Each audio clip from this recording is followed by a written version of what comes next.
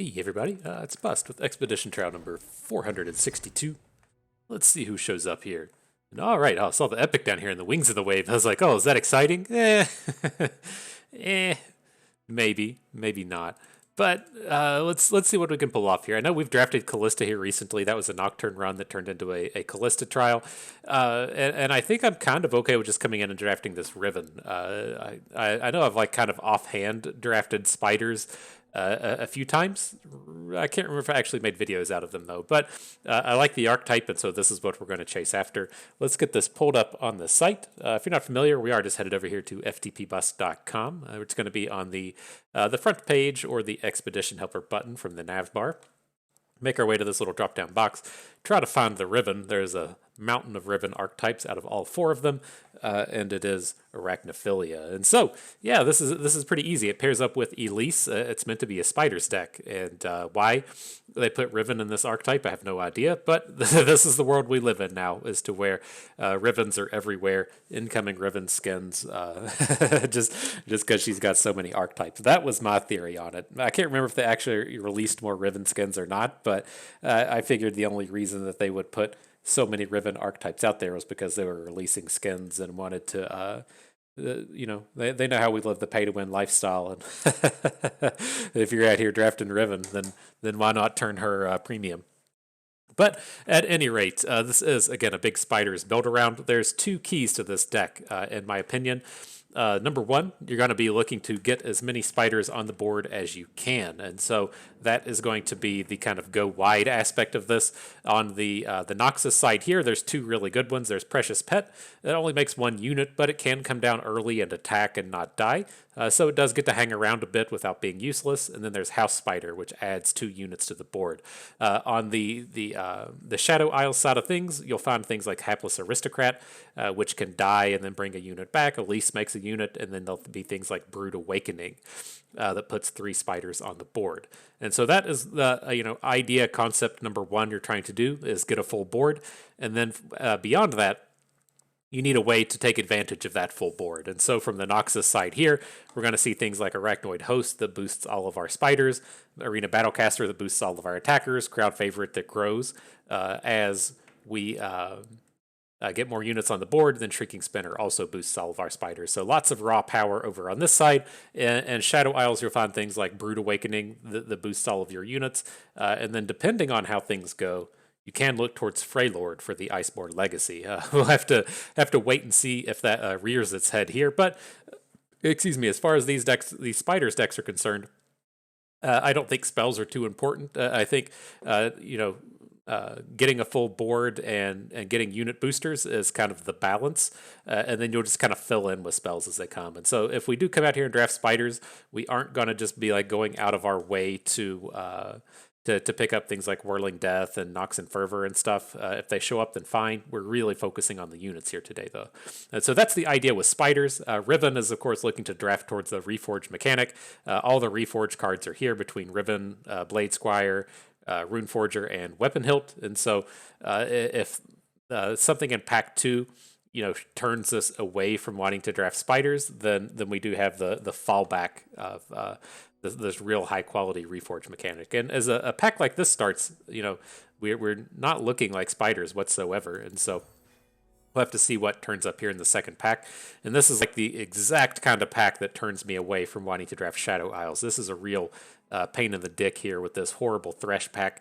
The Grand Plaza could be fine, whatever. Vaults of Helya is complete trash, and so I don't really want to be playing it. And then the other downside here is we're going to run into some issues with Demacia cards showing up. It's not a huge issue in terms of Demacia is just the strongest archetype or the strongest faction in the game. But this is like heavily going to push us towards just being a good cards deck, which I don't think is an ideal way to draft. And then if we're drafting good cards, we are stuck with a bad champion and this horrible landmark in the Vaults of Helya. And so I'm going to just let those go, and we're going to decide if we want to either draft Anivia or if we want to draft Caitlyn.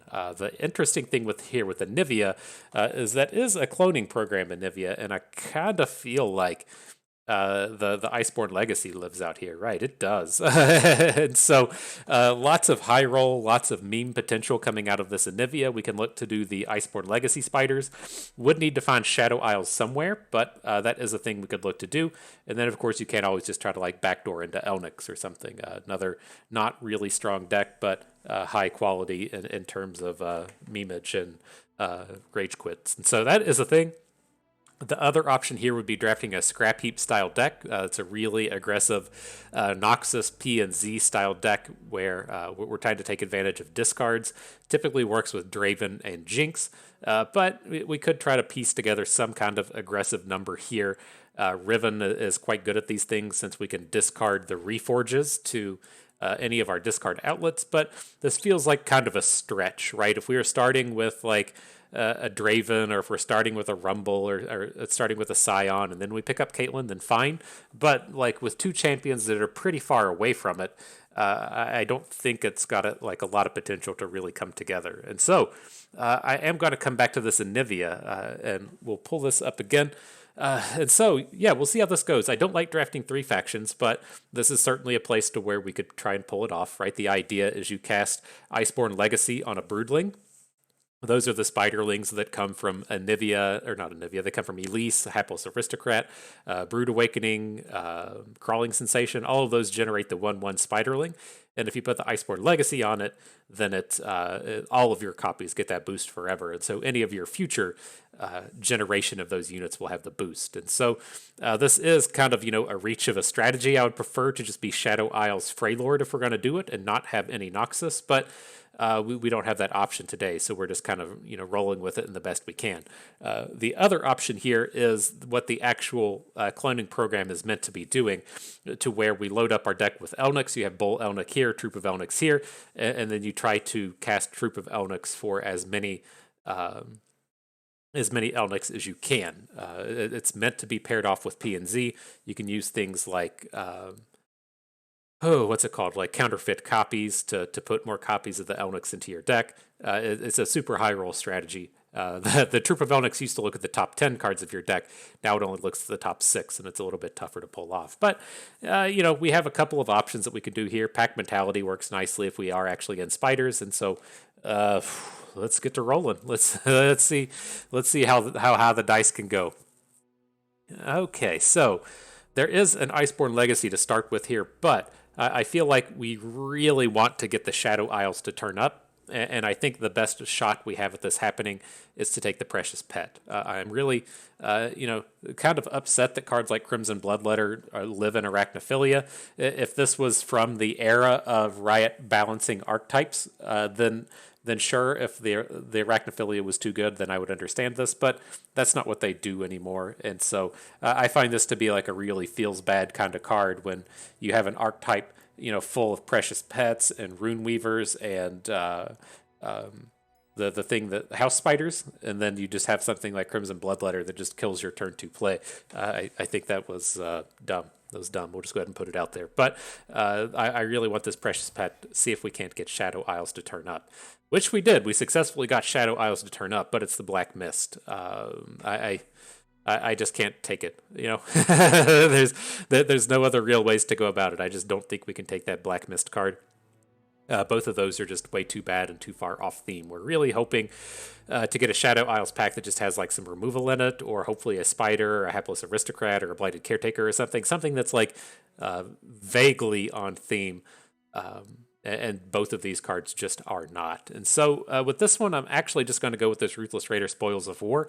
I do not like Spoils of War, but Ruthless Raider will be on theme with whatever kind of aggro deck we land on today. Okay, so, dang. Come out here and just make some sad noises, I guess. With this, we're going to have to take the Rune Weaver. At the end of the day, we might just be turning into this weird Battle Scars flavored good cards deck. And if that's going to be the case, I'm going to want to stack up Rune Weavers and stack Rivens. I could see an argument. I mean, technically, the better good cards are these actual cloning program cards. Like Nox and Fervor is fine, but this is actually pretty close. I think I'm going to go with the build around aspect here, but I think, wow, man, on just a power level aspect, this Reaver and the Marksman are so good. It's just on either of the decks we're trying to build, be it Spiders or the Elnuks, neither really help.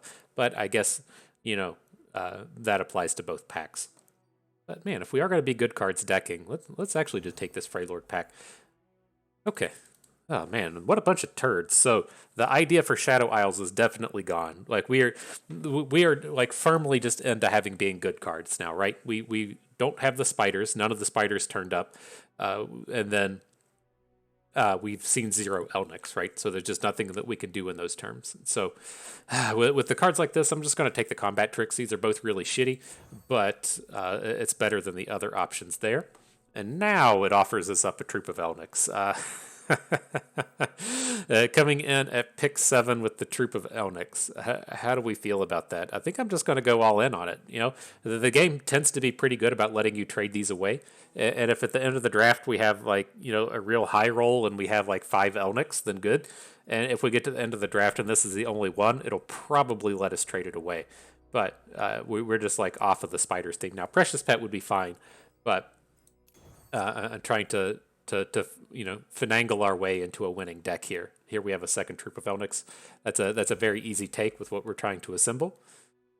Okay, so on to the next one. The card here I'm mostly interested in is the Ursine Spiritwalker, but the Scargrounds is just a real dog shit card, right? We have, just in general and in this deck, let's just go ahead and put that out there as well. We have a couple of cards that work with it, right? We have these Scar Maiden Reavers that have regenerate and do okay, but if you look at the rest of our deck, we have these Precious Pets and the Rune Weavers all have 1 health. The Avarosian Marksman has 1 health. It's just not going to be something that we can easily pull off. And so what I'm kind of looking at here now is we do have 2 Avarosian Marksmen, and the Scorched Earth should play pretty decent with this, right? You just ping your opponent's unit and then cast Scorched Earth on it, so it's not like you have to do a whole lot of work to get the Scorched Earth to pop off. And I think that's a reasonable idea. Not the strongest thing one could be doing for sure, but it's pretty reasonable. And here we do have 2 top-notch combat tricks in the Brittle Steel Troll Chant. Going to go ahead and snatch those up. And an Elnuk. Can't pass on this guy. Very easy take. Okay, so maybe we'll get out of here with 5 Elnuks. That would be ideal, but I don't believe in it. It never works out how one wants. All right, but here we can't play the Allegiance card in Basilisk Rider. Troll Gifts is a turd, so let's take the good trick in the Brutal Steel and the Tavern Keeper. I don't like to stack too many Brittle Steels, right? This does really fall off in the late game, and it does find a lot of spaces where it's just completely dead. And so, don't get me wrong, these 1-mana combat tricks are extremely good, but this one falls off harder than I think than the things like Elixir of Iron. But here, very good one. Got a good card in the Avarosian Marksman or the Hearth Guard along with the 3rd Marksman. Sounds okay. Love picking up Pack Mentality here. Just give us a good game closer when we're trying to just be a good cards deck. Dig that. And the last one. See, it does let us have up these options to trade away the troops, but we have what would be our 4th Elnuk down here. In the Bull. So I'm going to go ahead and snatch him up. And he's still a reasonable unit on its own, right? A 4/5 for 4 mana is not a bad deal. And so what would this be? This was like the Chillwind Yeti in Hearthstone, right? There was an era where Chillwind Yeti was a tournament quality card. I feel like the guy at the first World Championship might have won the World Championship with the Chillwind Yeti in his deck. I forget what his Firebat was his name. Maybe, props to him if he did it. I don't remember. It's been years. But you know what time it is for our regulars here. For those of you that don't, we do the pay-to-win lifestyle. Your cards feel better when you turn them premium. Helps them out in their quest for winning games. And so we've got to find something from our draft to turn premium. Looks like we're going to have to go to the rares already. And I'm hoping we got something in here. I don't want to have to go up to epics, but it's not looking that good. Did we pick up an Icy Yeti? I don't remember if we did or not. But let's look at the spells real quick. Maybe there's a cool one in here. Did I see down at the bottom? How does this go away? Units? Pack Mentality. That's the one I want to level up here. This is going to be the key to our victories today. We're going to go hit on the Troop of Elnuks. Don't you worry. Those are all premium already. And then we'll blow out the board with the Pack Mentality. I like it. Like it's a good idea. You can go watch our previous video if you want to see these troop of Elnuks. God, we had such a blowout. The dude dropped 3 Avrosian Hearthguards on us. That's the epic that gives your units +1/+1. And then he played a troop of Elnuks and hit like 2 other Elnuks on it, and we still won. We just blew him up with Aurelian Soul cards. Oh, it was choice. that was one of the funnest games I've had here in a while. But not a bad start here. We got a good 2, couple marksmen, and a combat trick.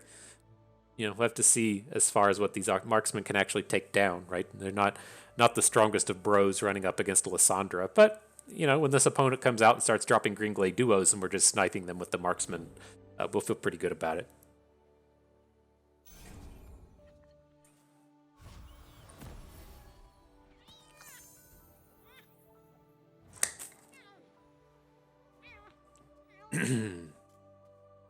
Alright, what you got for us, Trelly? Nothing? I can appreciate that. Can we even draw? I know we have 2 Babbling Bjergs, but I wanted to check and see if we actually have any units we can draw with it. We only have the single copy of Avrosian Hearthguard that we can hit with our with our Babbling Bjerg. So the second one will not be doing any card draw. Okay, interesting. We must have just drawn the Frozen Thrall, right? That would make sense. But we got a great Avrosian Marksman here now. Ready to just start booming these dudes. They took the Avrosian Marksman out of Expedition for a long time. They added him back in around like 211 or so when the new dev, well, I guess he was the replacement dev, went and retooled all of the buckets. Let's see. I'd be more than happy to see them spend a spell here. You want to drop a Twin Disciplines on this thing, then by all means. Permission granted.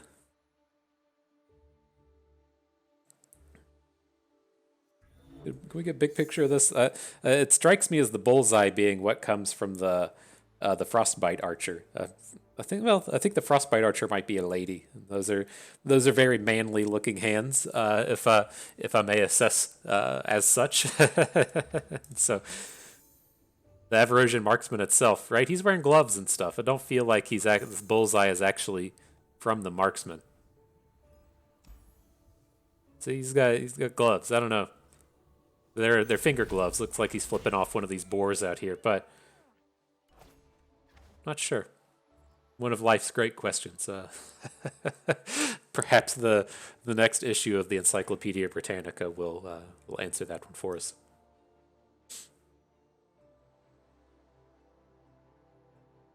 I wonder if the kids still look at encyclopedias these days. I wonder if do you all even know what encyclopedias are? Back before the days of Wikipedia. Oh, interesting. I didn't expect that block. Wikipedia was in paper, right? And so whenever you were in school and you would want to look up something, you would go to the section of encyclopedias. They were alphabetized, and so if you wanted to learn about butter, then you would go to the B section. Flip in, read about butter. Now you just type it into the old Google, spell it wrong, it still turns up. Ooh, life's great improvements. Now, let's see, I'm curious what old T-Rally drops on us now. I was really amped and excited about just killing off another unit with an Avrosian Marksman, but he just disagreed. And then here, I'm more than happy to just block. If he wants to attack with the Outriders and spend a Troll Chant, I feel like that's a win. And then otherwise, if I'll take any spell for any of our units is basically what this board is amounting to.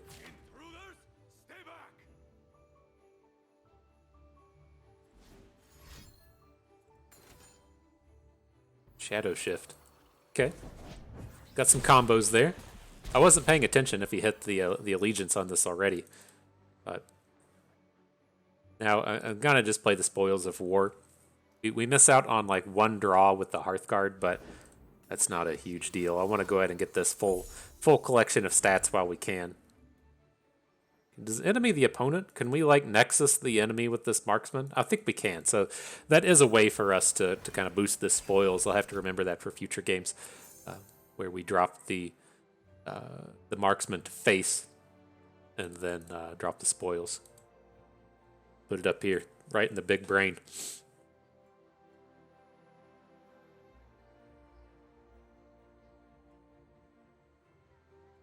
But we'll see how this goes. My intent for the turn was to just add the Hearthguard, but I'm feeling like less and less like that now, especially after he just went tall with this Wild Claw.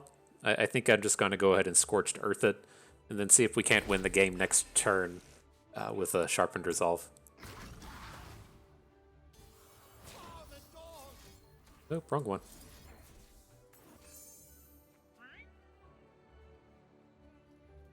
But I do want to block. If he has something like Nopify here, then I would like to go ahead and just kill his unit.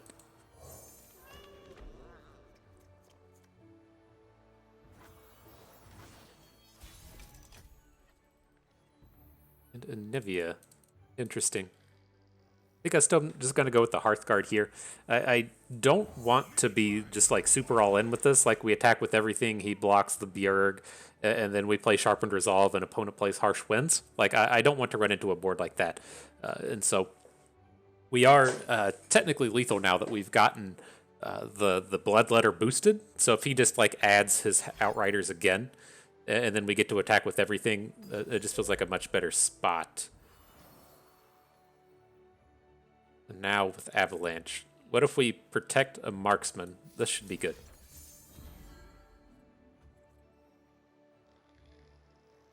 So he blocks our marksman, and now we're still coming in for 12.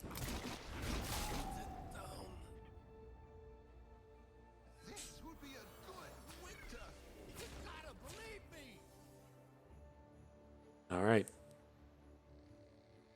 I think we did it, folks. Feeling pretty good about it.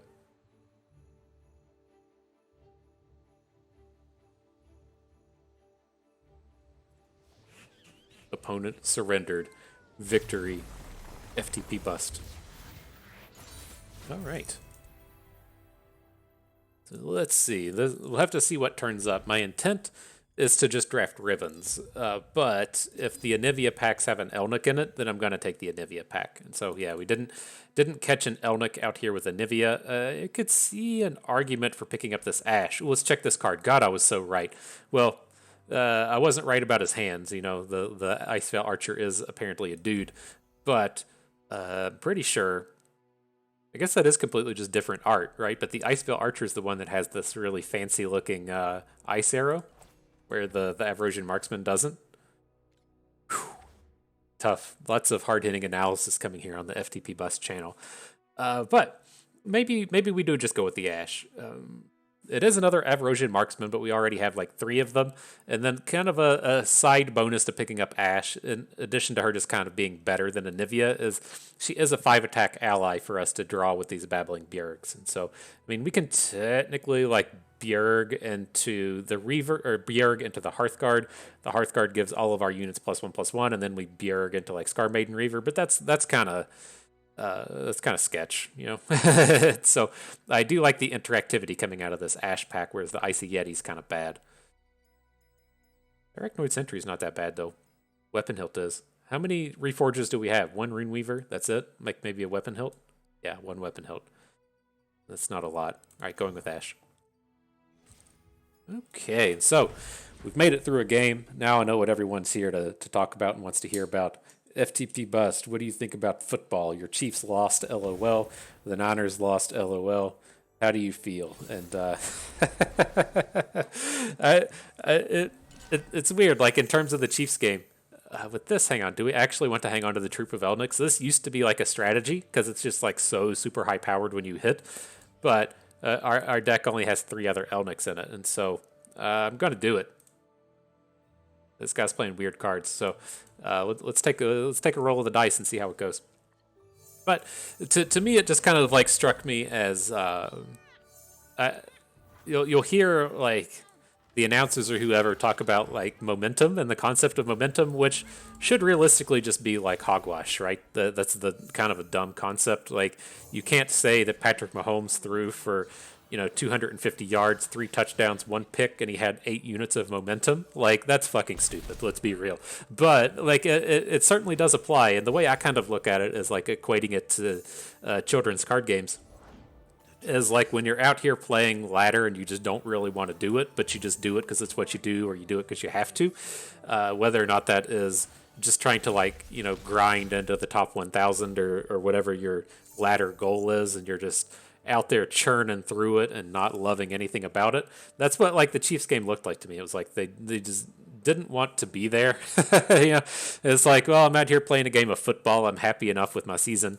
Let's see how this goes. And it did not go well enough for them at the end of the day. And so that was kind of my analysis of like their gameplay.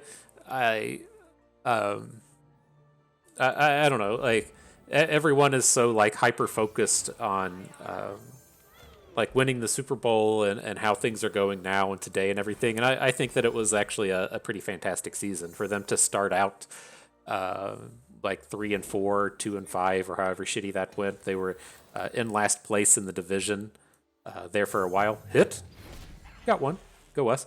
And to come back from such an abysmal start of everybody being like, oh, the defense is so bad and Patrick Mahomes is washed up and what a horrible deal they've got spending all this money on old Patrick Mahomes.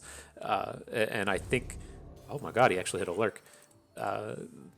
The change from the beginning of the season to now was quite incredible. And I thought it was a good run, even though they didn't get the ultimate prize in the Super Bowl.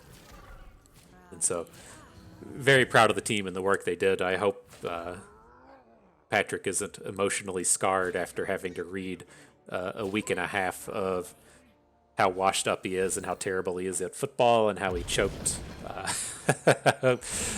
hope he has the mental fortitude to power through that stuff. That has to be one of the worst parts of being a professional athlete, just dealing with all of that.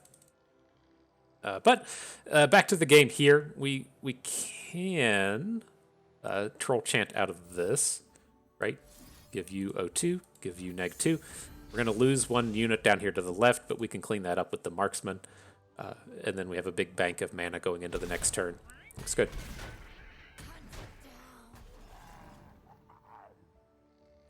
But no, it's like I kind of like seeing the Bengals do well. From where I was from in West Virginia, we're pretty close to Cincinnati. Cincinnati would have been the closest professional team to where I lived in West Virginia, and then you had to deal with a lot of like Browns fans and Steelers fans. Steelers fans are the fucking worst, and I'm just glad it's not the Steelers. That was a fitting end of my hatred of the Steelers. Having them just get annihilated by the Chiefs in the playoffs. But it is what it is. I hope the Bengals should have. I hope what has historically happened with the Bengals is there's the salary cap in the NFL. You can't just spend whatever fucking pile of money you want like we're playing baseball out here. It's not like you have the Kansas City Royals that can afford to spend like 100 units of money on their team, and then you have New York teams that are able to spend 400 units of money on their team, and everyone's fucking surprised when they're 4 times better than the Royals. like that's what you get playing baseball. But in football there's the salary cap, and the Bengals just never spend it all. Like the owner just banks all that cash like a boss, and the Bengals have a huge stockpile of money going into next season, like win or not. And I'm curious to see if they actually try and take a shot at this continued next like 3 years they have of Joe Burrow on the cheap, or if they do standard Bengal things where where the owner's just like, shit, this is $50 million a year. I could get a super dope yacht. But here, this guy's just not blocking this turn. Let's go ahead and get this one over with. We're going to play the Brittle Steel on one dude, Harsh Winds on the other two. It's going to flip our Ash. Turns out none of his units can block now, and we'll slam with the squad. So he can, play combat tricks to get his units in and blocking and stuff, but I would say like 95% of the time, this just ends the game. In terms of combat tricks, something like a Spirit Fire would be less than ideal. Spirit Fire would get us. We didn't even have to play the Brittle Steel, but Spirit Fire would get us not exactly there. All right, boomed him real hard. Okay, so what are we doing with these? The Iceborne Legacy rears its head. We're not trying to do this. We're not doing Iceborne Legacy on our two Elnuks.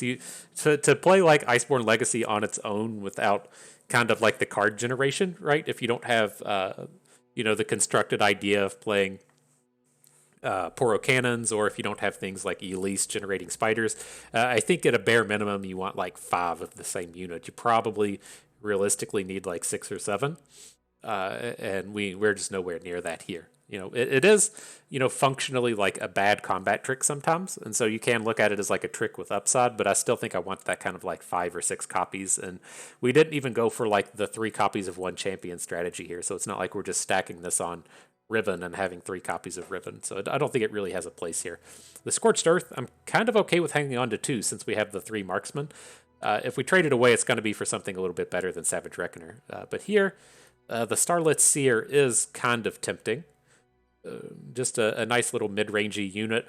The way our kind of preferred sequencing is going to be is just banking this 1 mana for a Brittle Steel anyways. And so I think this is probably a decent addition here. Let's go for the unit boosting. All right, and then on the other side of the coin, I was really hoping the Rams would lose. I don't like the Rams. I don't like a lot of their players. They're very brash and outspoken, and that's not not the mindset that I prefer. And then I just hate this trash that people have been talking about Jimmy Garoppolo all fucking season, like he's the worst quarterback in the world. I was really hoping that as it seems like his timing with the 49ers is ending. That like, what do you realistically do when your quarterback carries you to the Super Bowl? Do you then just dump him for the rookie that you recently drafted? Like, I thought it would be fantastically interesting in what they did. I assume that they're just going to trade Jimmy away, but like that would be something that would go down as like one of the like most critical coaching decisions of all time. If Jimmy Garoppolo took the 49ers to the second Super Bowl in 3 seasons, and then they just traded him away for their rookie draft pick last year, and then if the rookie draft pick didn't turn out to be very good, then that's a bit of an issue and a real managerial problem.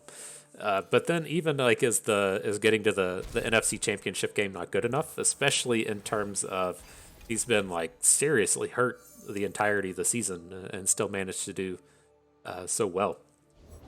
And so, I hope he does well. Poor Jimmy out there. But I don't know. I mean, for those of you that do manual labor style tasks and have to do critical movements with your fingers all the time, and then you just tear a ligament in your thumb, you just can't use your thumb.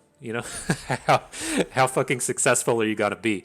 And apparently, like in my expert analysis, he's good enough in his injured state than the rookie is healthy, and so take what you want out of that one. But I kind of feel like I don't remember what his cap worth is next season, but kind of feel like Jimmy's gonna be back. Okay. Anyways, back to the action in this one. What are we gonna do with this? This LeBlanc is about to be annoying. We can't deal with her with Troll Chant kind of cards, but are we able to boom them with the Spoils of War? 2/4? No, that's only going to make these into 5/5s. It's not enough for LeBlanc. So we can just take a 5 hit and try to attack next turn. I'm not opposed to that. Alright, let's go about it this way. Oh, I like that less. He can get the quick attack challenge now. I was all amped about the footballs and getting distracted. There is a world where he doesn't attack, right? You get brittle steeled here frequently, but opponent's not worried about it.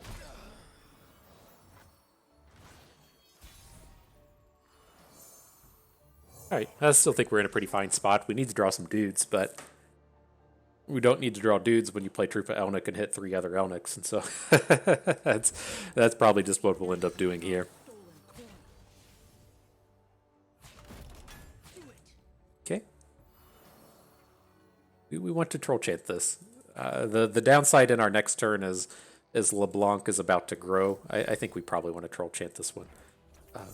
We can pop her with the harsh winds if we want, but I think more realistically we would like to get into a combat with sharpened resolve.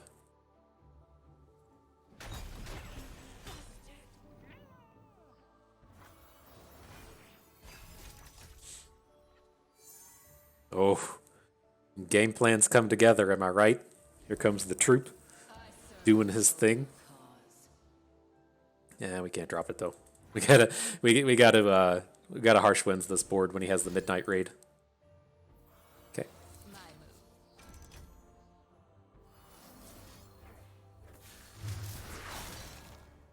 And then we'll block with the big boy. It's easy to get a +1 or a +2. It's kind of hard to get up to +4 to take down the Hearthguard. And if he's got like double tricks or some shit like that to do it, then fine. Ancient Hourglass, alright, whatever.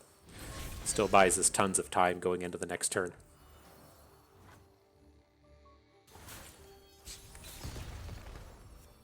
Alright, do y'all have your dice ready? Are you ready to roll them and see how high that roll can be? 0. F. F. And a Tusk Raider. Okay. I'm just going to pass and try to get on board. We do have this pack mentality, so hopefully we can just do something with it 2 turns from now. Really kind of sucks butt not drawing any units here, but it kind of is what it is.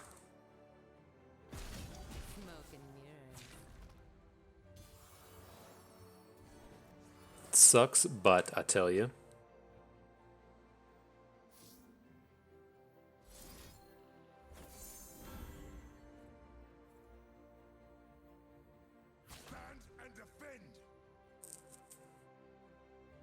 Here. Let's block the Bruiser, right? If our idea here is to go for this gigantic overwhelm play next turn, then let's leave him with LeBlanc only having 2 health as opposed to having a Bruiser with 5 health. Okay.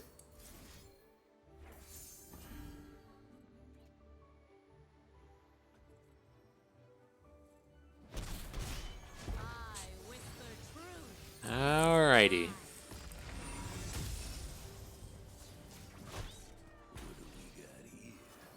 And then we can bank 3. Something good, team. Off the top. Only the best.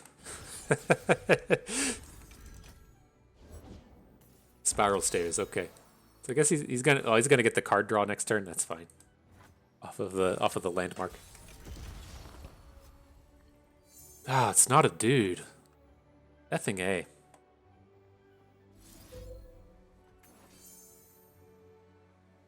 Where does this get us? Like 10, 14, 7... the units all grew. Hang on. 11, 6 is 17, 25. And then we got 27 total. He has 11 health. So we're a little short, right? That's 16 damage. We could technically hit a Reforge with a +2 attack. Oh, we already have +2 attack. But I think this is at least going to clear out his whole board, and our units aren't going to die. And quick attack something. Probably want to quick attack the Troop of Elnuks.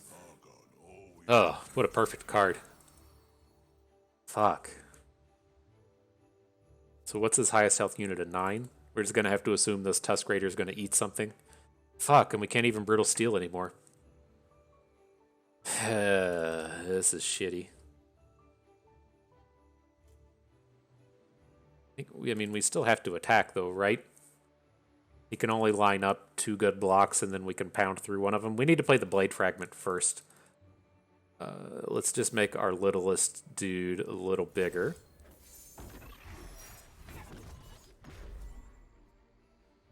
And then can attack.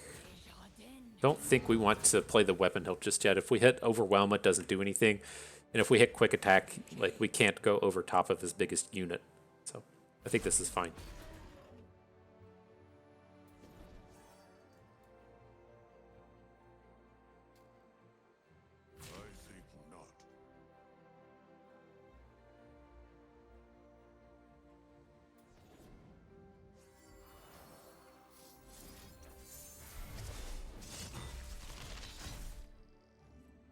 Hit Overwhelm. Okay.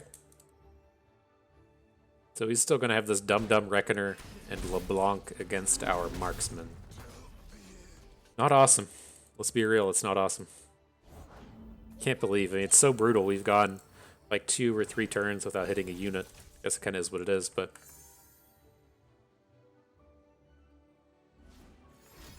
at least he's not opening. Would be pretty cool if we could Brittle Steel her, but... that's not the way this is going. Alright, we'll play the unit. I don't think we have any ways out of this game. Drawing Troop of Elnuks isn't good enough, but... alright, whatever. Ugh. So close. Like, we preserved all of our units at every piece of that game that we could. We took down the health where we could. We left LeBlanc around so he just wouldn't have any health and just had the bottom end of the draws on our turn and then just the ultimate high roll in that Rummel putting down 12 health in one turn. It's fucking bonkers. But anyways, we move forward. And so I'm still okay to get rid of these precious pets. You know, it's a little bit more aggressive than what we're doing. These Reavers are decent late game, and so it's a nice addition here. Got to keep our Elnuks, and our early combat tricks are good enough. So, man, I feel like we went after that in the right way.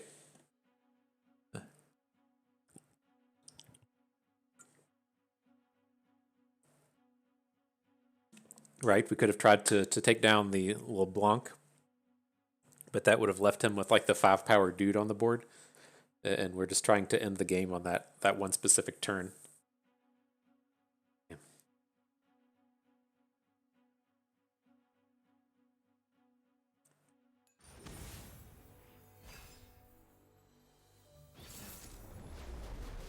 Okay, so on to the battles here. Riven, Tarek, and Pantheon. Not a horrible start. It's like we're an actual Ash deck when the hand turns up like this.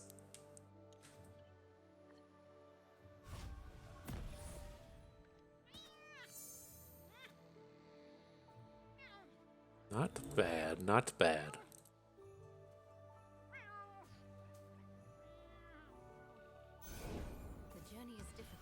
Alright. Bring that heat, my dude.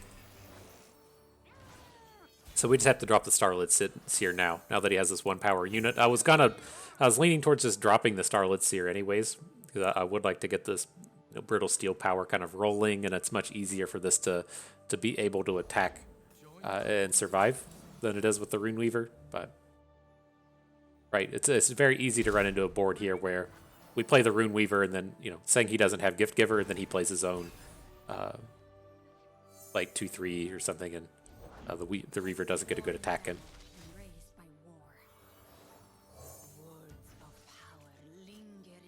Overwhelm. Okay.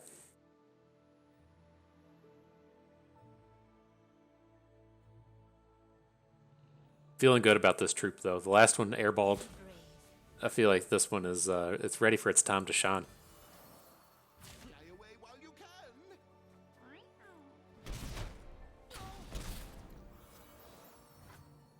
Are you ready for it, Troop of Elnuks? Tell me. Hope you're ready. Our entire game plan is going to be built around you. Drawing another Elnuk certainly doesn't help. And so the thing I'm kind of looking at now is we would like to just make another big pack mentality play on our next attack. And so I think we'll realistically attack with everything here. This is going to pop Riven. She's not blocking. He's going to put the Gift Giver in front of Runeweaver. We're going to hit it with the Brittle Steel. And then even better. But then on our next turn, we just want to be banking enough mana to where we can pack mentality on our follow-up attack. And even if it doesn't kill, You know, kind of what we were hoping for in that last game. We're hoping for the kill and trying to set up the kill, but ideally, if we just kill all of their units and ours don't die, that's good enough as well. Here, this is still fine. There's definitely a world where Ashe gets popped with like a sharpened resolve here, but I feel like that's a pretty good deal for us, even if he has it. He's not adding any more to the board. He spent 2 additional cards. He spent a bunch of mana. It's good.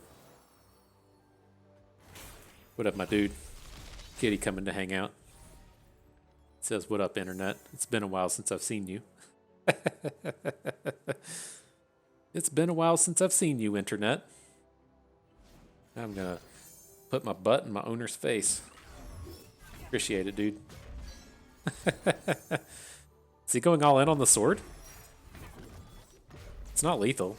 We can just take this hit and then, like, we're free to harsh winds on the next turn.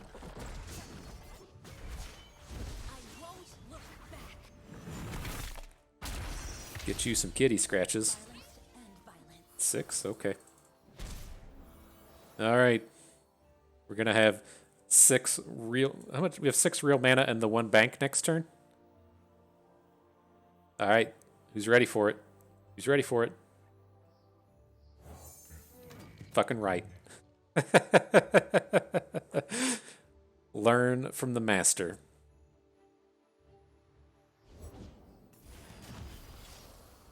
People say, FTP bust, how can I get good as you? Well, learn to do stuff like that.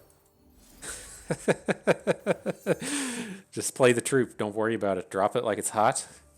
Get them stats. I assure you this is going to be a good attack. Got a stun onto Ashe. That's kind of lame. I'll go ahead and drop that analysis on you. Okay. Let's chunk in all the damage. Hit him for 10.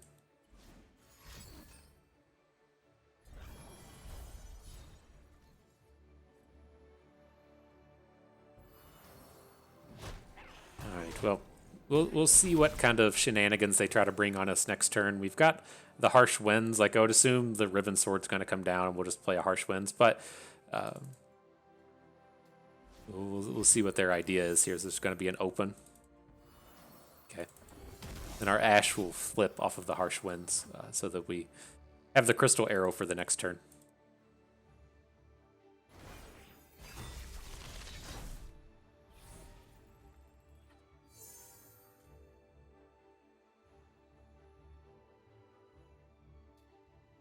Are you bringing it?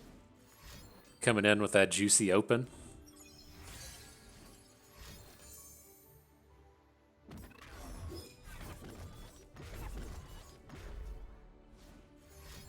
Playing all the cards.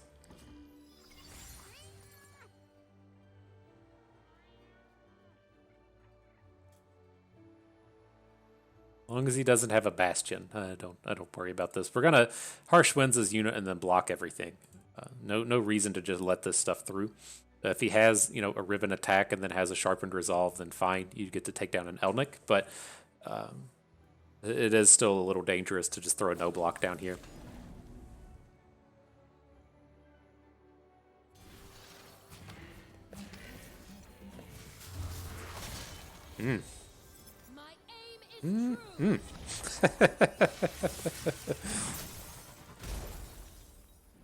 See, he's still here. I wonder if he tried to push the concede button and couldn't get there fast enough.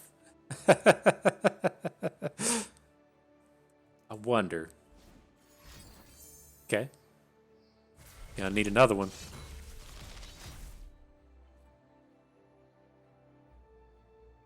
Those Riven's still going to be alive, but we got like an actual million cards out of this harsh winds. Sure.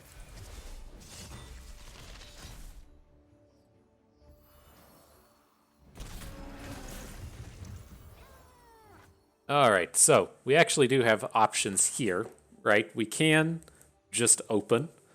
Riven can't block, so he's going to need a combat trick to even allow her to block. And then he's essentially has to have 2 cards to shut down both of our units, or he has to have some heal. Which... we have the Overwhelm Fragment, and we have a marksman in hand. I think I'm just going to go for the open. It's pretty tough for them to have the tricks it would take to get through this, right? Even if he has, say, like a whirling death, he's going to have a trick to boost Riven, and then he's going to have another trick to get her stats up high enough. Like it seems pretty tough to do this. This card is not relevant. All of the Aphelio swords are slow. Got him.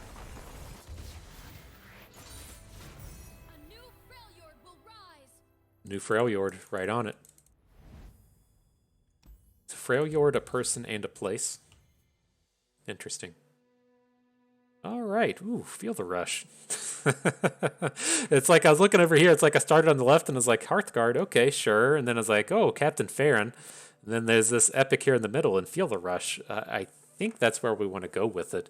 The downside to feel the rush is I typically want overwhelm champions, right? We want Sejuani's and Tryndamirs and stuff, since it's easy to close out the games when your dude has overwhelm, to where if we're attacking with 10-10 Anivias, he can still just block it with his hapless aristocrat. And so it definitely has some downside to it, but I think it's still the most powerful option out of these. I mean, it's a coin toss, right? It may not be more powerful than Captain Farron, but you know, if one's a 9.5 and the other's a 9.6, we aren't really cracking too many eggshells on their quality, and we'd have to look at the other cards. And looking at the other cards, I'd rather have Harsh Winds than Shrieking Spinner. And so I think I'm going to go with the Feel the Rush out of this one.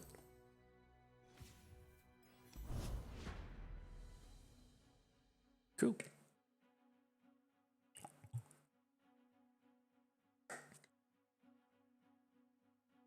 Oh, the last bit of football, the Tom Brady, are you going to retire drama?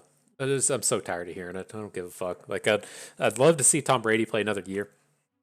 Uh, I really feel like Tom Brady has just had like years of memes built up inside of him. Like you can check out his Twitter account. Like he gives Eli Manning a real good run for his money as the best memer in the NFL. And I feel like Bill Belichick just wouldn't let him do it. You know, you got to act professional and all that shit, and you aren't allowed to have fun. And football is not about fun; it's about making a living and winning Super Bowl rings. Which, sure, some people are into that kind of thing. But Tom Brady's meme game is fucking on point, and he's really unleashed it since he's moved down to Tampa Bay. And I really hope we get another season of it. He has another year on his contract, and so it's not like he wasn't at least some degree intending on playing next season. But I thought, you might just build up that contract, and then if you feel too old because you're fucking 45, or if the Buccaneers just aren't competitive, right? Then you say, fuck it, whatever. I'm not going to play football anymore. But I mean, they won a Super Bowl, and then they got pretty deep this season. Their offensive line fell apart at a bad point, and so I wouldn't be surprised to see him come back. But my back hurts when I wake up in the morning. My hands hurt because I've spent too much time in front of a computer. I got problems with my hips. And I'm just like a dude, like Tom Brady's out here getting the shit beat out of him week in and week out. So I could definitely see him wanting to give it up. Like all of those dudes that are like the announcer booth just can barely stand up. So I hope we get him back, though. Nothing else for the memes. All right, so I was thinking, we might find a place to drop this Ash, but it feels kind of rushed here. I would like to have this Ash down on our opponent's turn, and then make a big open, and then get a Harsh Winds. I think that's where we're going to get good plays out of this, and so I'm content to just pass on this turn. What is this? A Siphoning Strike? Fuck. Where's that Brutal Steel when you need it? This dude has the balls of steel. Jesus. All right. Oh man, that turn gets blown up so hard if you just get the 1 mana 2-for-1 with the Brittle Steel. This dude's not having any of that shit, that's for certain.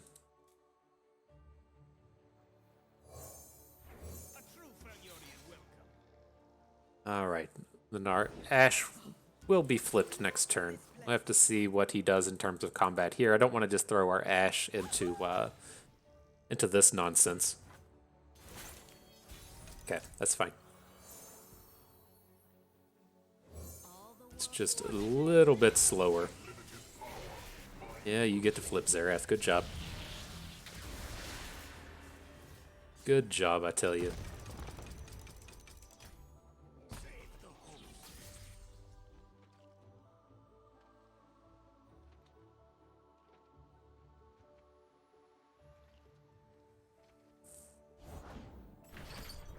Alright, no more siphoning strikes.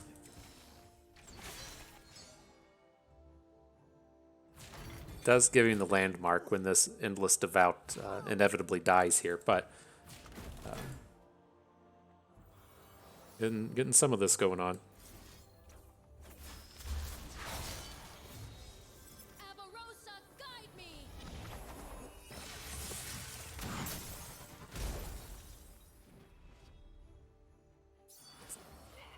And if he kills our Ash, it's fine. Yes, another Ruthless Predator or what have you to take her down. We have another copy in our hand.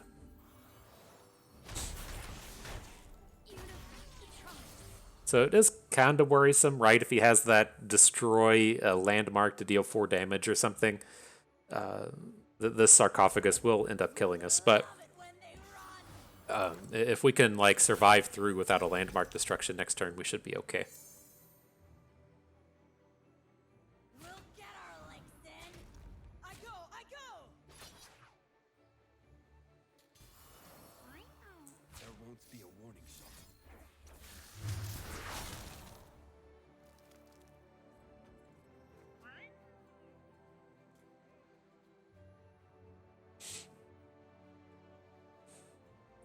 Uh-oh. Thinking on this one. Fuck. Okay. Alright, dude. Your Xerath's booming us.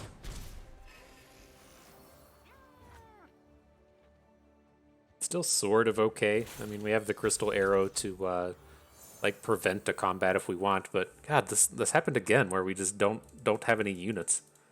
I feel like we were fairly conservative with them, but somebody disagrees. But where are we at? We're at 10? You gotta be fucking kidding. Okay. Ugh. Everything just went wrong in that one, so let's give that one up. It's so brutal. The balls of steel to drop the essentially the 7 mana siphoning strike into a deck into a deck with frostbites on your 1 health unit. Sometimes you just got to do it. But here, like, we can get rid of pack mentality now that we have these ashes that give us these kind of go over the top kind of things. But not trading it for Bloodsworn Pledge. I'm fine with Captain Farron, but I feel like we have enough top end now that we've picked up the Feel the Rush to go along with the pack mentality. I just don't think he's a necessity, and I'm a little bit worried about our curve, and so we're going to let that one go. Don't want the troop. What are we at? We're at 14 spells. One of them is Feel the Rush, so it's like we have 13 spells. That's only a little high. I think we've just been low rolling in terms of how some of these games have gone. I mean, maybe we need to be a little bit more protective of our units. So I thought, like, usually you see the pack mentality, and I'm like, oh, okay, well, I'm just gonna slow it down. But I don't feel like we lost units in combat there. I think there was like right there at the beginning. I was talking about Tom Brady, and we we kind of threw a unit away, but I didn't think we messed on it too hard there. Well, we'll recover. That's the way life goes. the chats about Tom Brady are ultimately way more important than any game of Runeterra could ever be. Okay, well, I'm expecting the marksman to at least be decent against this challengers based deck. They tend to have a lot of like challenger bird style cards. There's a lot of 1 health units in Bilgewater. We can run into the old rock hopper like we were in the previous match. There's lots of targets for these dum-dums, and so as long as we aren't getting overrun on the 3rd turn, I think we should be okay. Perfect timing on you, my dude.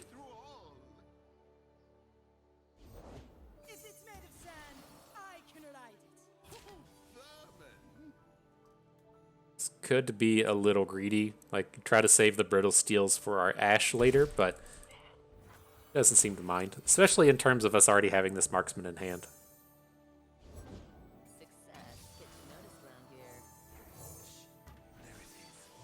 Suck it.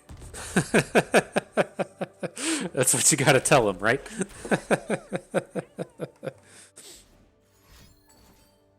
And Quinbird. Okay. Another fantastic target for an Avarosian marksman. She's not very good on this board. I'm curious what opponent's thinking here. Just catching a trade?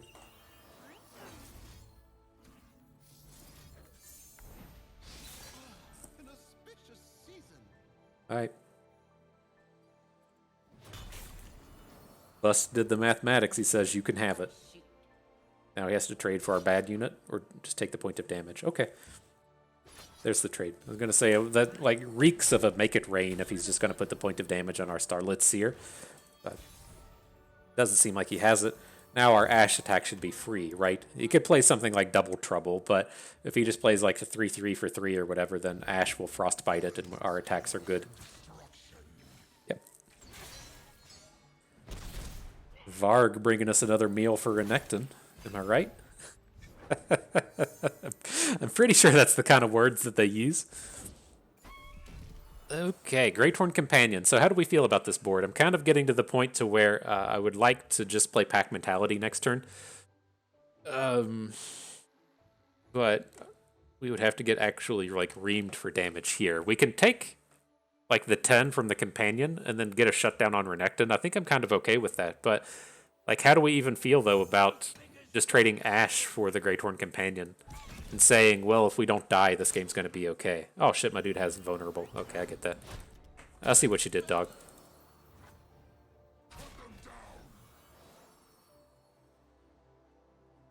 That's quite tempting.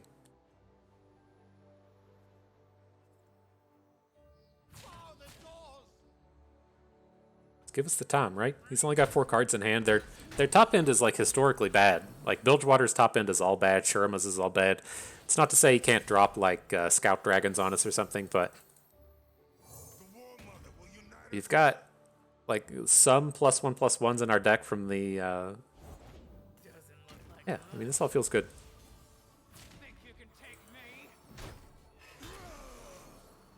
Building up to this turn to where we drop the troop and it hits like 3 units and we get to play the marksman. Right? Right? Here it is. 1. Okay.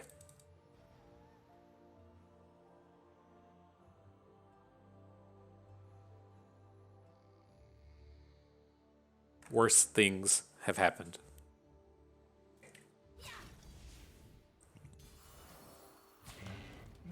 Okay, we'll take the trick.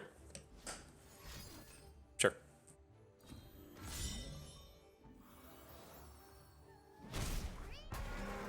Okay, so we can get a pretty big board now. This isn't going to be a Pack Mentality turn, but we can look to like Marksman the Ruin Runner if we want. I don't think that's going to be appealing. Can't get a Brittle Steel in that way though if we pop the spell shield. Not completely opposed to it. Should be obvious we're up to shenanigans here, but like I think we get a good attack now.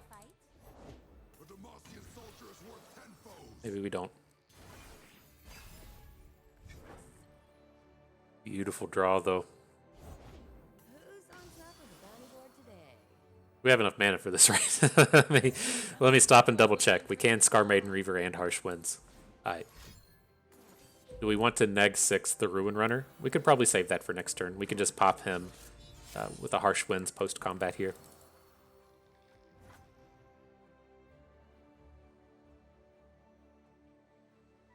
He just went, fuck.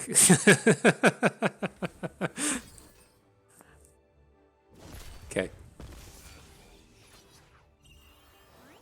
Oh, that's a scout unit. I see what you did there.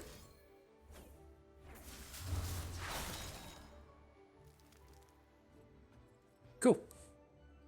So he'll get a rehook on it, right? He can hook the Reaver with the Vanguard Sergeant now, but The rest of his board kind of sucks. I guess he has a hook on the Troop of Elnuks as well, but...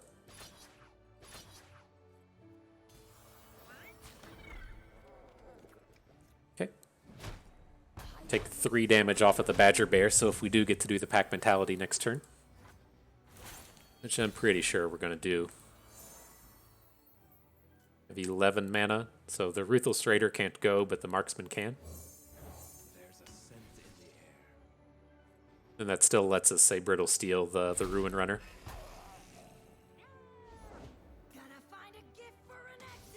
Let's get him, Varg. Gonna find that gift for Renekton.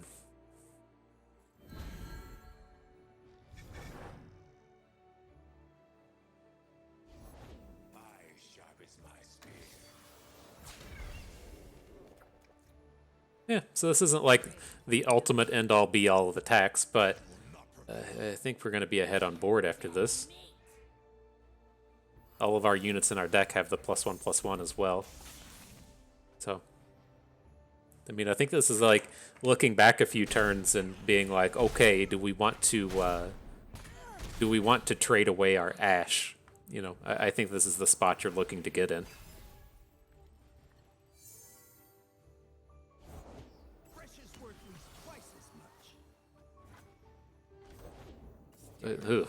Really?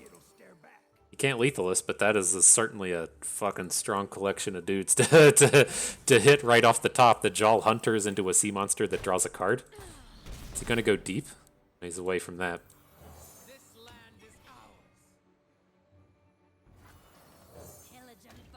Okay, then we have to open.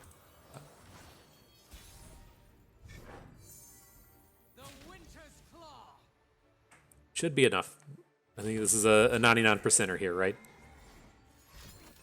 Riposte. Okay.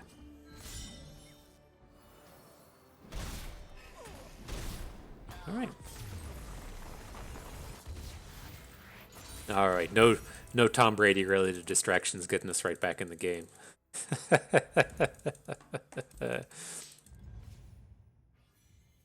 So let's see. Ooh, a Battle Fury? Okay. If we're trading away Sharpened Resolves, most definitely happy for a Battle Fury. Just go full meme. God, I love it.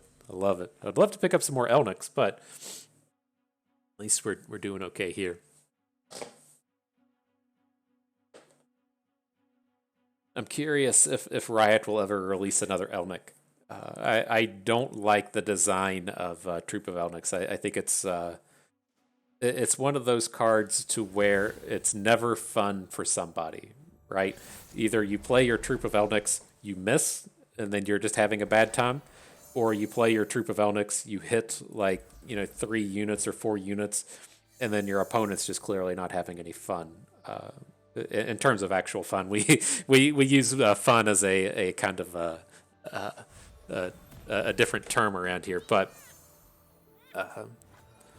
it just doesn't feel like it's ever that good. And then there is at least like the cards in the deck that they can balance back and forth in terms of it used to be 10 cards and now it's only 6 cards, and if it was too good you could only do like 4 cards or something. But I think it was ultimately a mistake.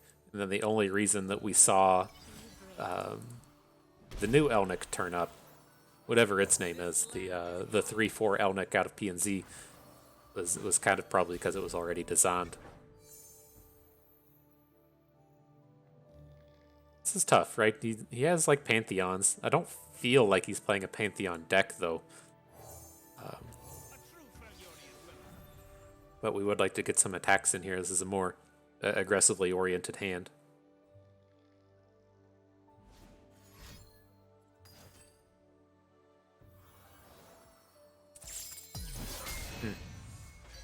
Okay.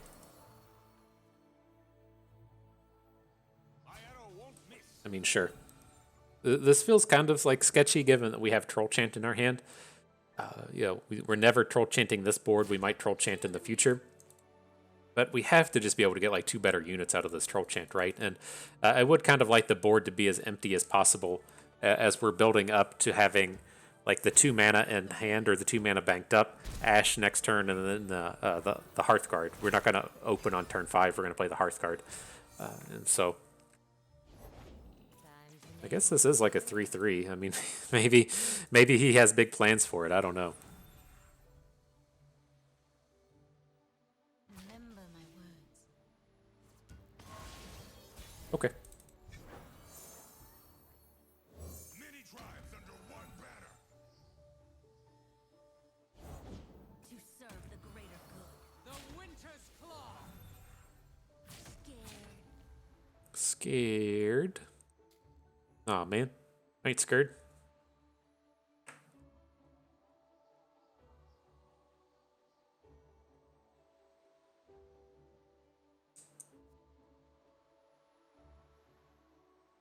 You gonna block with LeBlanc as well? What do we got here?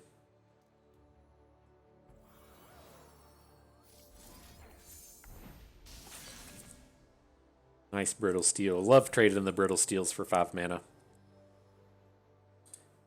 This is what Siphoning Strike Gash should be feeling. Yo, Cascade, sure. You can boost this gift giver to your heart's content.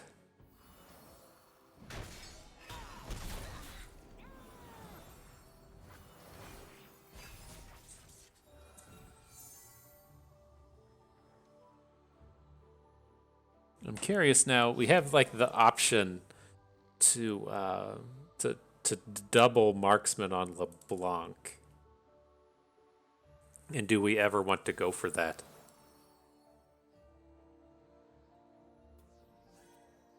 Stay back. Or we can just look to do this. I think I kind of like that. If we play the double marksman, try and take down LeBlanc. Good chance being not really drafting Pantheon, it doesn't seem. Seems like LeBlanc is his core champion, but he's got tons of combat tricks here. Not a non-zero chance that we can't, play both of these and then him do a combat trick, but she's not flipping. Not exactly sure what that weapon hilt was.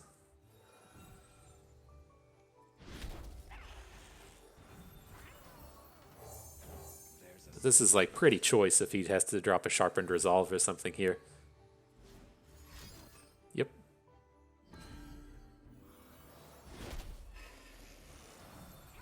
And unfortunately, well, I guess we could technically just lethal here, right? If we hit for 6 plus 8 is 14. They have Guiding Lights. Guiding Lights pretty common out of the Taric and out of the Pantheon archetypes. Faster than my arrow? I think not. Got him. Feels good to get him, am I right? Now begins Feels good. a new era of peace.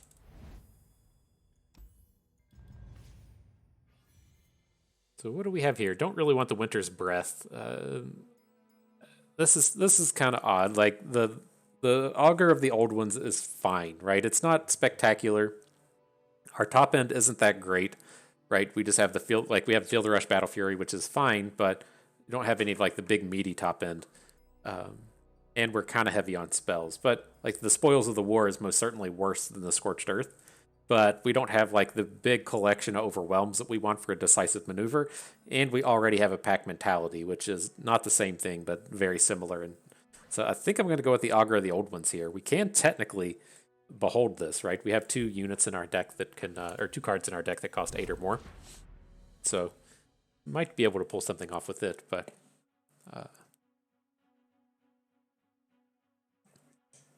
maybe it's a card I should give a little more respect. I don't know. It's never one of those cards where I'm like, oh shit, yeah, I got an Augur of the Old Ones. But I think it suffers from that concept to where if you miss out on an ability, it makes the card feel worse.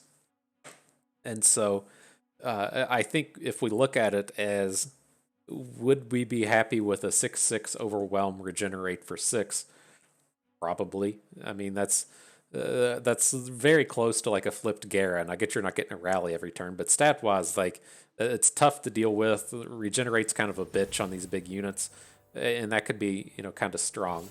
And then if we just look at the Behold as upside, it's not as bad. But man, I'm tempted to hang on to one of these big boys.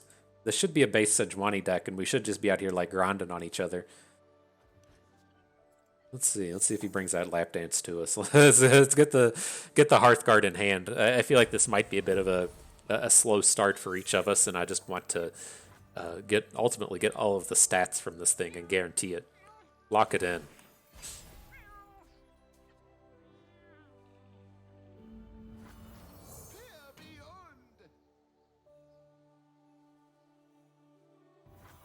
Okay, I'm gonna open. Very easy for him to just drop a 3/3 here. When it's kind of a tempting bank. Just like we're building up to these harsh winds. The Ruthless Raider is not going to do anything on this board, even if he wasn't just dropping Laurent Protege on us. I think that's good.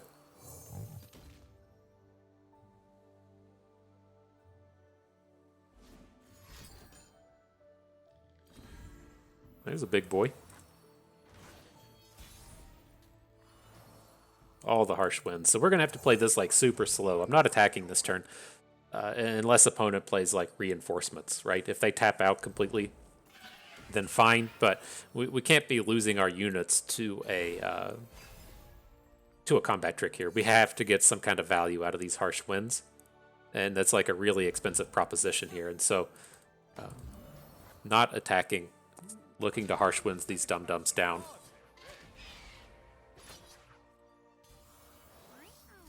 And then we may be able to get somewhat unimpeded attacks with Ashe, since we can flip pretty easily. And we got Battle Fury. Battle Fury is all anyone ever needed. Sure. That feels like a really high value harsh winds for us, getting the 4-mana combat trick out of it. And we just lost. All we lost was the Starlit Seer.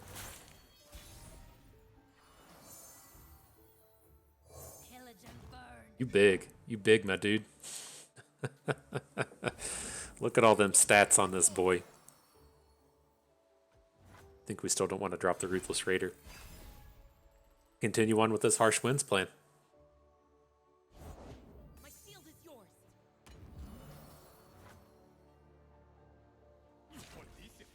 Says, oh, Bust, you doing it again? Oh, Bust. The jig is up, though. He's aware that something's happening, and so we have the... Oh, he is bringing in more attacks. Nice. I was going to say, we have the decision if we want to actually go for this. Why is he attacking with these? Just to punch in? If he takes 2 cards to take down our Reaver, I think that's okay. Now we got this one. Our Ashe is going to be flipped, and then we're threatening lethal next turn when we play the Ashe card. Crystal Arrow. Crystal Arrow is not that great on this board, though. Doesn't kill. He has too many big boys.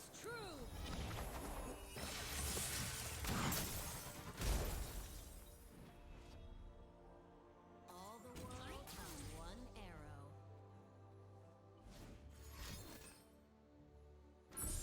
Okay. Shared Spoils makes sense for that bad attack. Just punch in the raid or whatever we call it, the plunder.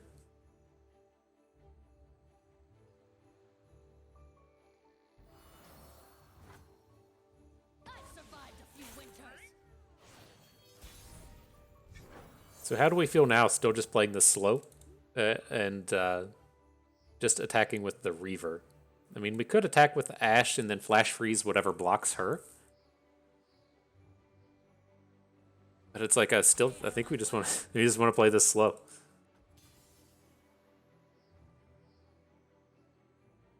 Grind out some more of these combat tricks from him. The Babbling Bajurg, picking up a big boy.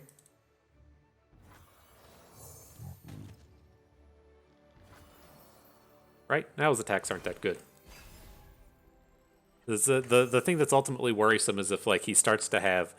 Like, we go for the big Ashe attack, and he starts having riposts, and he's able to block. Like, I think we're still just, like, far enough ahead here to not really worry about it, but that's what we're not wanting to see. This is so ready to just Battle Fury this Ashe. Oh, I'm so ready for it. Harry, riposte? You are hardly fair.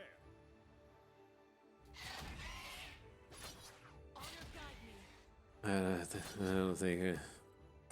We make sad noises. I don't think we can do it, but I'm ready.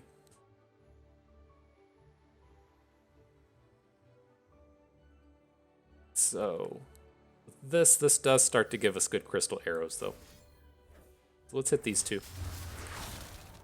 We're gonna lose 2 dudes, but like he's gonna have two guys over 3 health. So ideally, here at the end of the day, it's kind of lame, dude. I have to keep. Well, we don't have to keep Ash. We have another Ash in our hand, which is kind of tempting because we'll draw another crystal arrow. Okay, but it's a little bit slower. Downside to that one. Oh, we only get the one. It's just when she flips. All right, fine. So we missed out on a point of mana.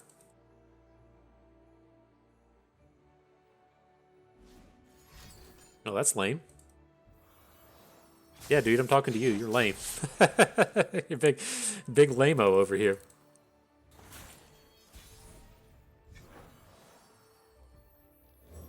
Alright, we'll play the Anivia. We can't Battle Fury with Anivia down, but this should be a pain for him to deal with.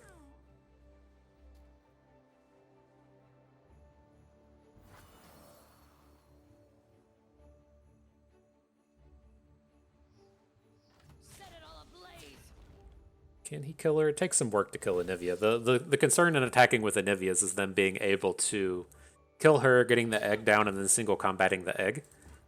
But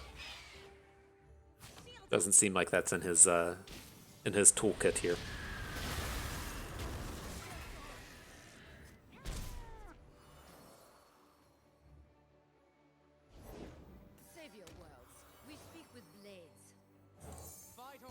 Okay, I'm gonna go ahead and add this dum-dum. I don't think we're gonna need it, but if we're just gonna be taking like a bad block this turn, I want to block with the Ruthless Raider.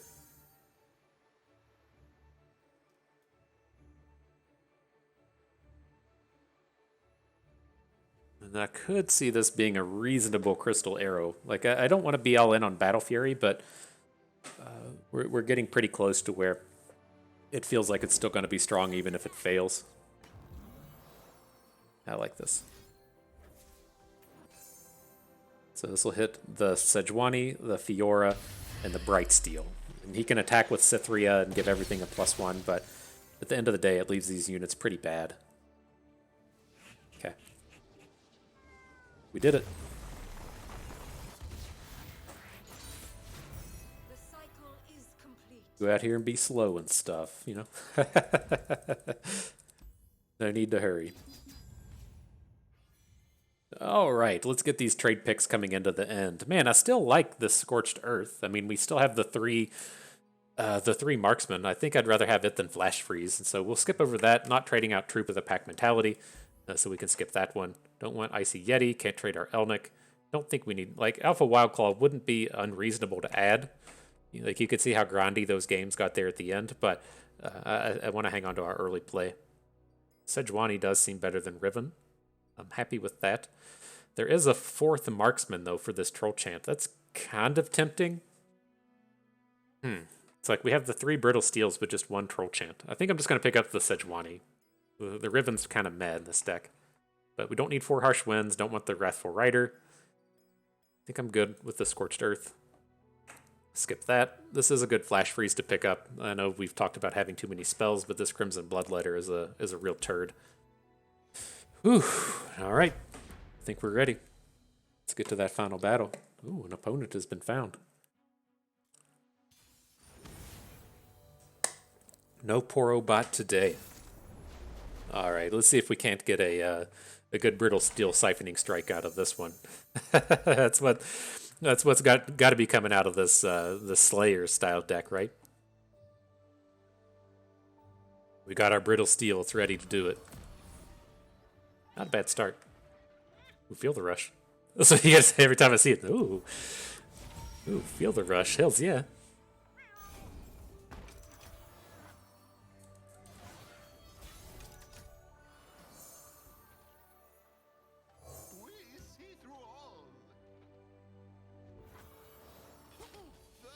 All right, no play from opponent. Aggro Starlit Seers coming to the rescue.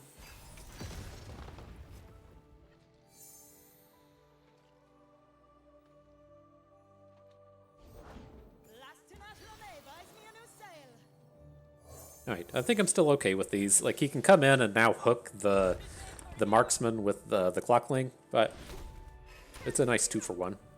Same amount of mana, but I guess it's kind of maybe like a 1.5-for-1 since he gets a predict out of it. It's fine. Then I want to hang on to this Brutal Steel. I gotta protect ourselves from the strikes. Right, we got ourselves in this pretty good spot though. He drops, random 4-drop. He plays Renekton here. We have the Flash Freeze. The box. It's fucking lame, dude.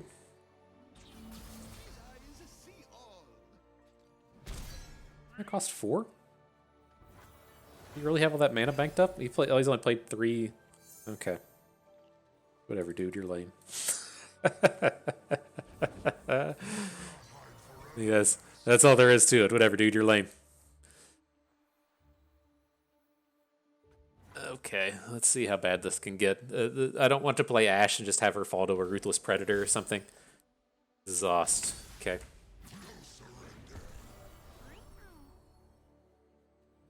Alright. Make a sad noise and move on. Still looks pretty good. We have the Sejuani hook into Renekton now. And again, Ashe can just Frostbite whatever it is he plays to follow up. We have the Troll Chant mana. I think we're okay, yo. What could be his tricks here, though? Coming out of these, it should just be like +1 health, right? It's either the Shadow Isles trick that gives you Ephemeral, which doesn't really count, or it is the Shaped Stone. I guess he could give Ashe... Well, both of our units have the same attack, so it doesn't matter in that sense. I could say it could be the -2 attack thing, but... Alright. Feels like we got a pretty good board here.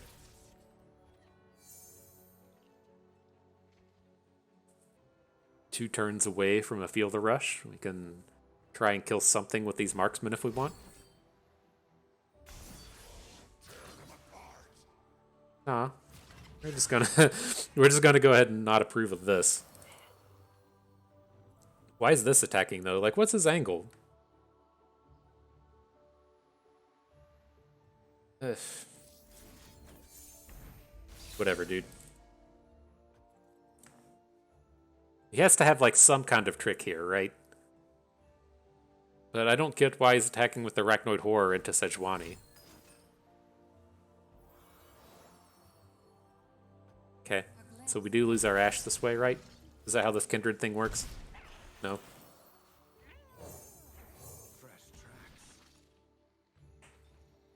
Alright, I think we're just going to blow this up now. Ashe is going to flip on our attack if he doesn't have another card. Oh, wow. Those can't block, though, with the Ashe flip. LOL. Nice. So we kill this Dum-Dum, we open. Ashe flips, hitting Kindred. And then, right, his units can't block because they don't have any attack. LOL.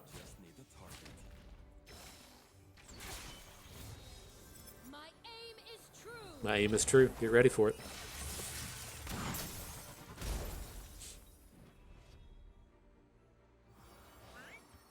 Look at these. Look at all these little symbols up here with the no blocks. Mm. Feels nice. Feels nice. So yeah, nice little 7 winner here. I enjoyed that. The Elnuks coming through, bringing the heat to our opponents. So let's get this pulled up. We'll talk about it a little bit more. Okay, and so yeah, that didn't, like, we're with the start and wanting to go towards spiders and some kind of Iceborne Legacy thing and landing where we did with the Elnuks. That was kind of an odd journey, but I think we did the best we could with it. And then I think the big thing in here was just trying to find whatever combos we could for our good cards deck, right? But I think the strategies we had here were on point. As far as the draft goes, we knew that our kind of deck building options are going to be spiders. Within spiders, there is your standard your standard Shadow Isle Spiders deck, and then we knew that we could potentially find the Iceborne Legacy Spiders since we were coming into this Anivia. Like those were potential decks, and then the potential fallback was Riven, right? Just a Riven build around, or drafting Elnuks, and it turned out at the end of the day we are going to try to draft Elnuks. We didn't really get into it until down here at pick 7, where we picked up a troop and then another one in pick 8. But I still feel like this first troop was a fairly safe pick. Like, yes, we would rather pick this up at like pick 3 or pick 4. Usually when I talk about Elnuks, it's like the density you want is like 6, and if you don't see them in like pick 4, then you just have to kind of give up on it. But I still think that this like first one is safe, right? You could see all throughout the trade picks, it's just offering us up tradeaways on the Troop of Elnuks over and over again. Like I'm not sure what density we would need for it to like flip that switch and try to offer them to us as opposed to get rid of them. But it's a card that it lets us get rid of. And so if at the end of the day we saw 0 bulls and we just finished the draft with 2 troops, then we would have been able to get rid of them. It wouldn't have been that big of a deal. And so I think like the reward is so high when this deck pays off that it's probably just worth going for here, as opposed to just ignoring it and trying to assemble a like 100% good cards deck. But otherwise, I mean, the things we're looking to do here were take advantage of, what's your name, Avrosian Marksman, still a really strong unit, just picking stuff off, or having the minor combos with the likes of Scorched Earth. And then we just kind of evolved ourselves into a really kind of like Ash deck. This would have been like an Ash / Sejuani deck. Has the Ash pieces with all of the frostbites and the flash freezes, and then it has like the big overwhelm heavy kind of late mid game into late game Sejuani style cards. And so I think that that's what we landed on. But that is a huge difference from where we started, and so I thought that was pretty interesting, kind of evolving from this awkward kind of aggro deck into a more standardized and streamlined, kind of like Ash Sejuani deck. And then I think the big thing was that we were able to avoid falling into battle scars. That's the self damage style deck. And trying to use things like Imperial Demolitionist on your own units. I'm glad that we got to dodge that and weren't really forced to draft into too much of that. So yeah, not a bad draft. I mean, it's good enough to get us to 7, and I'm happy about that. So I think that is going to do it for us today. We don't have any rewards to click on. I think I saw that the new cards come out around like the 13th or the 14th or so, and then there's supposed to be like a patch announcement around like the 8th or the 9th or so. I forget what the Riot patch days are, but I think the new cards come out around like the 16th. And then there's supposed to be a patch on like the 9th. I don't know. I saw something on Reddit today and I don't remember specifically what those dates were. It would make sense to me if there's supposed to be an upcoming balance patch. Maybe that's what it was. Maybe there's an upcoming balance patch this week in the next couple of days, and then the card announcements will start like the following week, and then the new cards come out on like the 15th or the 16th. I don't quite remember, but it'll take us those couple weeks before the new reward cards come out. And so that is going to do it for us today. Hope everyone enjoyed the trial. You learned how to assemble the Elnuks a little bit better. Maybe learned a thing or two along the way. Had a good time watching. This is Bust, and we thank you for being here.